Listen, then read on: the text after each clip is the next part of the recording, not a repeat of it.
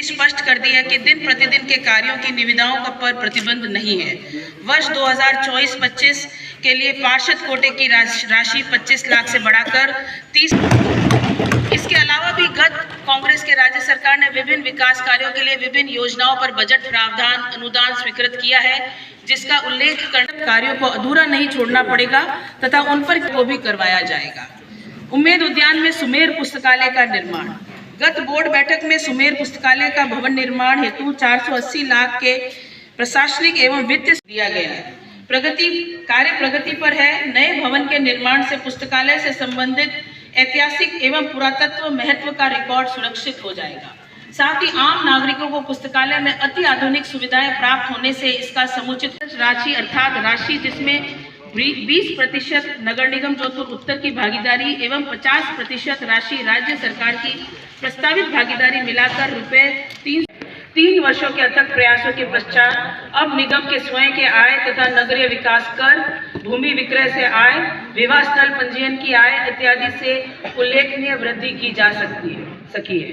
नगरीय विकास कर का सर्वे कर राशि वसूलने हेतु प्राइवेट एजेंसी को कार्य दिया गया है, जिससे नगरीय विकास कर की वसूली में तेजी से वृद्धि होगी।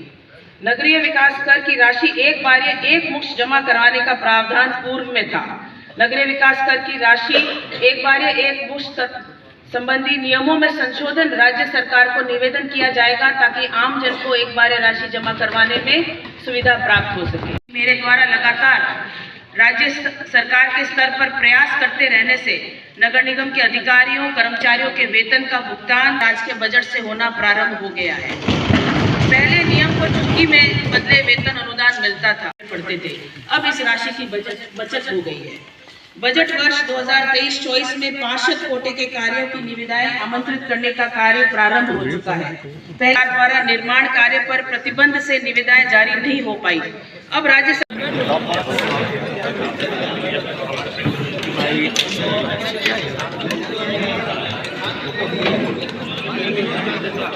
आकर हस्तांतरण होता है वो नगर निगम के बजट में आ सकता है, पर जो पैसा नगर निगम के न तो खाते में आता है, न नगर निगम के कंट्रोल में है, न नगर निगम का उसका अंकुश है, वो और अन्य सरकारी डिपार्टमेंट के द्वारा किया जा रहा है। क्योंकि कोई भी सरकारी काम हो, भले वो PHED हो, PWD हो, RUDI हो, कोई भी हो, वो होता तो शहर में और वो नगर निगम के क्षेत्र में ही आता है, पर बजट के अंदर उस प्रतिवेदन में आने की उसकी आवश्यकता भी नहीं है। तो मैं चाहता हूँ कि इस बजट के प्रतिवेदन में RUDI भी और ऐसे अन्य कार्य जो इस नगर निगम के हस्तक्षेप में भी नहीं है और उनके अधिकार क्षेत्र में भी नहीं है और न वो पैसा उनके खाते में आके ट्रांसफर हो रहा है, उसको बजट के अंदर लिया जाए, उसको मैं हटाने के लिए अपील करता हूं, क्योंकि वो बजट का राशि प्राप्त हो चुकी है। चंपुका जाम गेवा आदि सूरसागर क्षेत्र में बरसाती पानी की निकासी का कार्य। इस योजना के तहत चंपुका जाम एवं गेवा गांव आदि सूरसागर के क्षेत्र के बरसाती पानी की निकासी हेतु कुल 17.75 करोड़ की योजना बनाई गई है। प्रथम चरण के लिए स्वीकृत 60.50 करोड़ की प्रशासनिक एवं वित्तीय स्वीकृति प्राप्त हो चुकी है तथा राशि भी नगर निगम को हस्तांतरित हो चुकी है। 7.5 का कार्य आदेश जारी किया गया है, कार्य प्रगति पर है। इस कार्य से सूरसागर क्षेत्र में वर्षों से बरसात के पानी की निकासी की समस्या का निराकरण होने से सूरसागर के विभिन्न बस्तियों में रहने वाले सैकड़ों परिवारों को वर्षा जल निकासी की समस्या से राहत प्राप्त होगी। श्री मनीष जी लोढ़ा ने, जॉनी साहब ने, राजेश जी ने, लक्ष्मी नारायण जी ने जिस बात को कहा, 2008 में जब इस जोधपुर शहर विधानसभा से मेरे आदरणीय काका स्वर्गीय श्री कैलाश जी बंसाली विधायक बने थे, उनके 10 साल के विधायक काल में उन्होंने जोधपुर की हेरिटेज सिटी को बचाने के लिए निरंतर प्रयास किए। और जो ये पानी की समस्या है, क्योंकि प्रॉब्लम क्या हो गई, हमारे यहाँ एकांतरे 2 दिन में 3 दिन में आता है पानी सा रखता हूँ। इस प्रस्ताव को आपको प्रेषित करता हूँ। अब मैं इस आप सब सदन से चाहता हूँ इसकी अनुमोदना करें, तो हम इसको आगे प्रस्ताव को पारित कर भिजवाएं। आज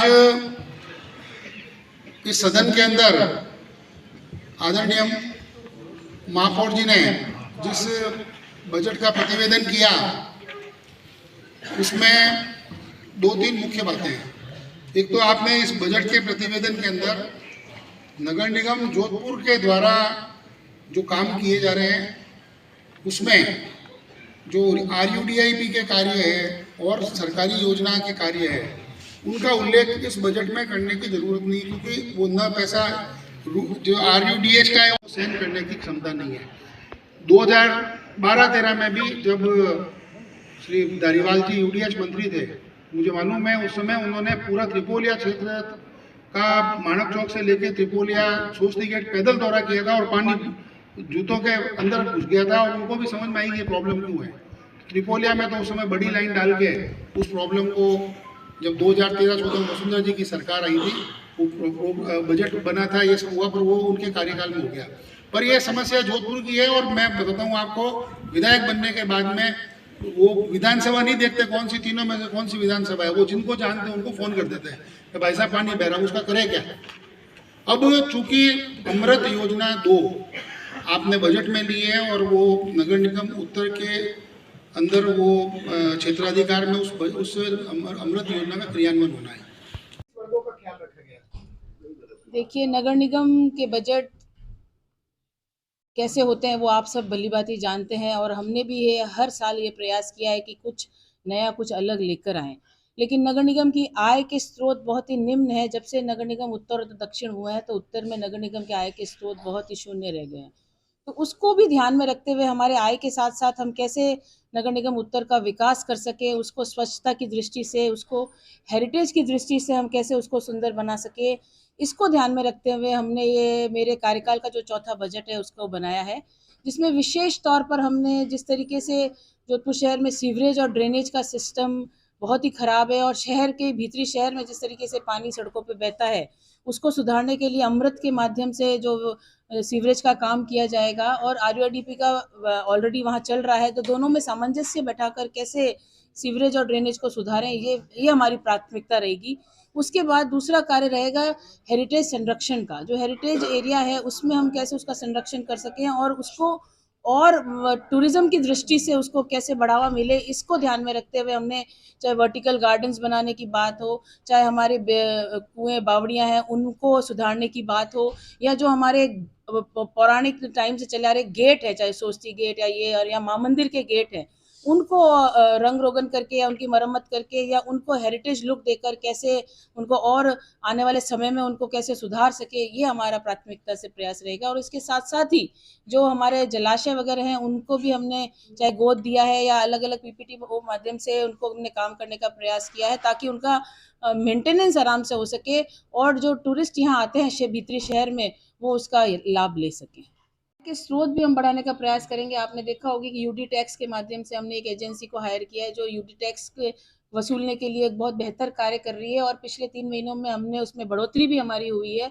और चाहे कॉमर्शियल निर्माण हो रहे हैं और वो बिना स्वीकृति के अगर कोई निर्माण कर रहा है तो उसके अगेंस्ट कार्रवाई की जाएगी। आज के अखबार भी आपने पढ़ा होगा, मेरा स्टेटमेंट भी देखा होगा। तो आने वाले समय में भी हम यही प्रयास करेंगे कि चाहे भवन निर्माण स्वीकृति अगर कोई नहीं ले रहा है या अन्य कोई परमिशन लेने की आवश्यकता है, जो आय के स्रोत है निगम के और जो बहुत ही आवश्यक है, उनको हम मद्देनजर रखते हुए हमारे आय के स्रोत हम बढ़ाएंगे और उसके साथ साथ विकास भी पैरेलल चलेगा। मैम, कर्मचारियों की कमी एक आपके यहाँ बड़ा मुद्दा। बिल्कुल, आपने मेरे अभिभाषण में सुना होगा कि कर्मचारी हैं हमारे पास, लेकिन महिला कर्मचारी ज़्यादा हैं, पुरुष कर्मचारी हमारे पास कम है।